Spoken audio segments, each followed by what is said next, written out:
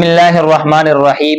میں آپ حضرات کو ایک پرتاثیر اور بہت ہی مجرب عمل وظیفہ بتانے لگا ہوں، جو کہ ایک ایسا وظیفہ آپ کے اوپر اگر جادو اور جنات کا اثر ہے اور اسی طرح جو ہے آپ نظر بد کا شکار ہیں تو آپ اس عمل کو کریں، انشاءاللہ تعالی آپ سے جادو اور جنات اور نظر بد جو آپ کے دل میں اور ذہن میں بے سکونی رہتی ہے، آپ کو انشاءاللہ تعالی اطمینان ملے گا۔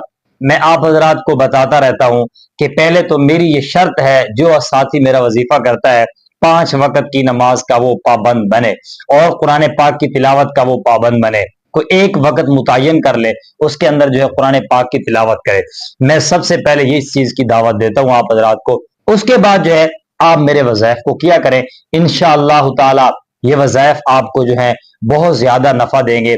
اگر کوئی شخص جو ہے جنات، جادو، نظر بد کا شکار ہے تو اس کے لیے مجرب عمل ہے، اس کے لیے بہت زیادہ طاقتور وظیفہ ہے قرآن پاک سے۔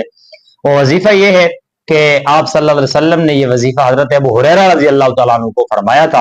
سورۃ الفاتحہ کی تلاوت، آیت الکرسی اور اسی طرح جو ہے سورۃ المؤمن جو 24 پارے کے اندر موجود ہے، ان کی پہلی 2 آیات ہے حامیم تنزیل الکتاب من اللہ العزیز العلیم غافر الذنب وقابل التوب شدید العقاب ذی الطول لا الہ الا ہو وإلیہ المصیر۔ آپ اس آیات کو اور جو پیچھے میں نے سورۃ الفاتحہ اور آیت الکرسی بتائی ہے، آپ نے صبح کی نماز کے بعد پڑھ کر کے اپنے پورے جسم پر پھونک دینا ہے۔